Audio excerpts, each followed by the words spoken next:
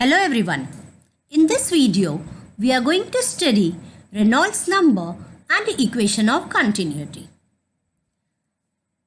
Reynolds showed from his experimental observations that the critical velocity of flow of liquid is inversely proportional to density of liquid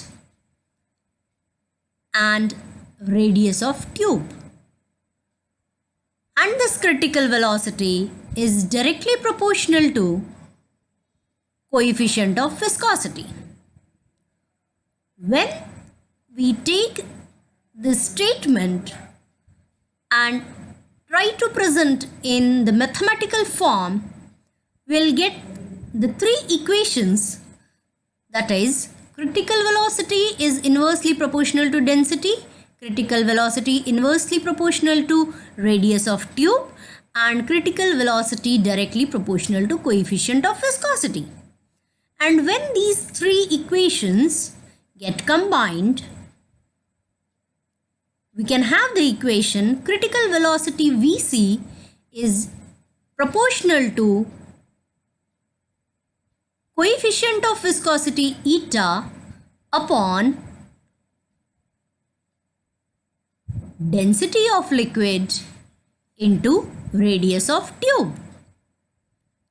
When we remove this proportionality sign, we need to introduce a constant, and that is Re, which is called Reynolds number.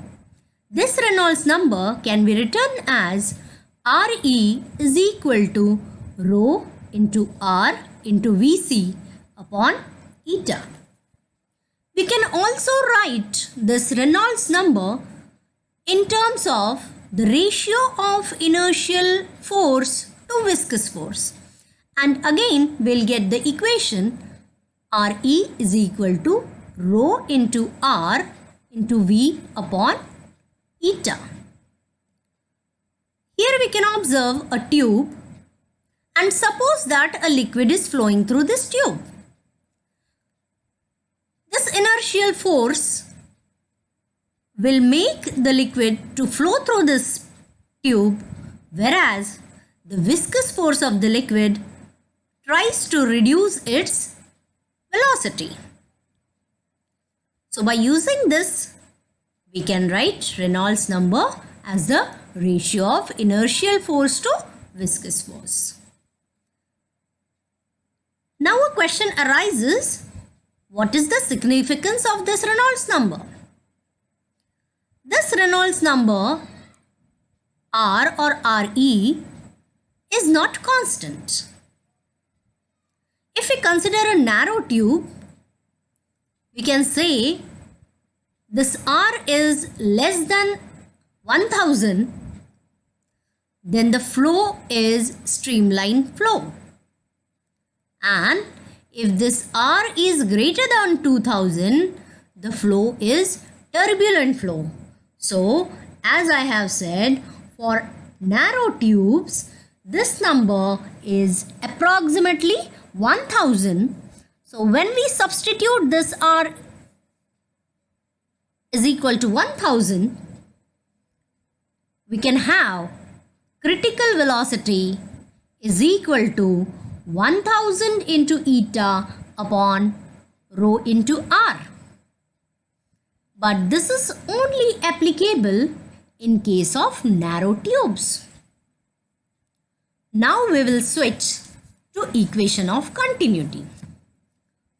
To understand the equation of continuity, we need to consider a tube having a, or we can say tube rather than tube, a narrow tube.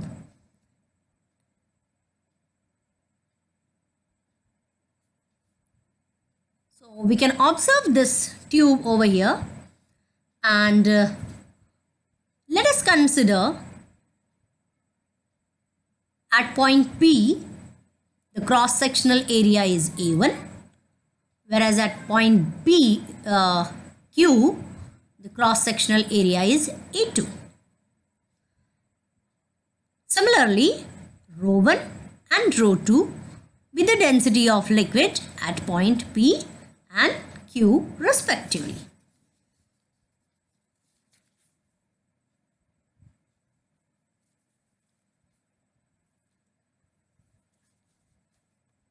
The volume of the liquid which enters per second at point P will be A1 into V1. So since we know the mass, we can find out since we know the volume, we can find out the mass. And mass of the liquid entering per second at point P will be A1 V1 into rho 1. Similarly, the mass of the liquid that comes out at the point Q per second will be A2 V2 into rho 2. And this is only possible if there is no source or sink of the liquid along the length of the pipe per second must be same. Or we can say,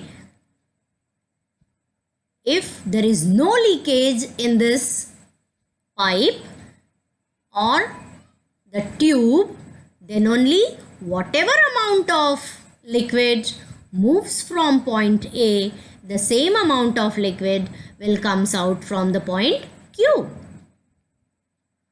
So by using the law of conservation of matter, we can say mass of liquid entering will be equal to mass of liquid coming out of the tube.